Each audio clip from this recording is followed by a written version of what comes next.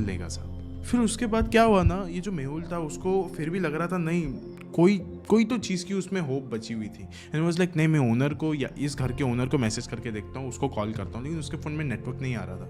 ये was like मैं ऊपर जाता हूँ, शायद से वहाँ से मुझे नेटवर्क मिल जाए। चलते चलते वो ऊपर गया। अब वो ऊपर गया एंड ऊपर जाने के बाद अचानक से उसने देखा कि खिड़की के पास ही खड़ा था वो, और वहीं पे उसके फ़ोन से नेटवर्क भी आ गया। वो नीचे देख रहा था, नीचे देखा कि वो दोनों मजदूर वैसे के वैसे ही खड़े हैं गेट के पास, घर की ओर देख रहे हैं, शायद से मेहुल की ओर देख रहे हैं। और अभी जैसे ही वो ऊपर से देख रहा था ना नीचे, उसने देखा कि ये जो तीसरा मजदूर है वो भी निकल गया वहां से बाहर। अभी ऊपर से चिल्ला रहा है यहाँ से मेहुल कि प्लीज रुक जा, प्लीज रुक जा, लेकिन पता नहीं शायद से उसको आवाज नहीं पहुंच रही थी। अब वो बस चलता ही गया, वो चलता ही गया, और जैसे ही उसने गेट के बाहर कदम रखा, वो बस देख रहा था उन दोनों मजदूरों की तरफ, लेकिन अब उसने अपना चेहरा पलट लिया और अब वो देख रहा था घर की ओर, मेहुल की तरफ। ऐसा लग रहा था इन तीनों मजदूरों को किसी तो अलग ही पैरानॉर्मल एंटिटी ने पोसेस करके रखा हुआ है। जल्दी से मेहुल ने उस घर के ओनर को कॉल किया और पहले ही रिंग में उस घर के ओनर ने फोन उठा भी लिया। फिर मेहुल ने कहा कि sir what's going on here, we all are really very scared. लेकिन इससे पहले कि वो कुछ और कह सके,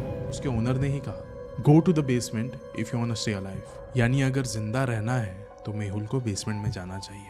लेकिन इससे पहले कि वो कुछ भी कर सके, उस ओनर ने कहा go to the left not the right, और ये कहते ही ओनर ने फोन काट दिया। अब बिना कुछ सोचे समझे उसने लेफ्ट वाला दरवाजा खोल दिया, लेकिन उसके बैक ऑफ द माइंड पे ये चल रहा था कि राइट का दरवाजा उसने खोलने के लिए मना क्यों किया, वहां क्या है। लेकिन फिर भी वो लेफ्ट वाले दरवाजे के अंदर गया। वो अंदर गया, उसको बाजू में फ्लैश लाइट दिखा।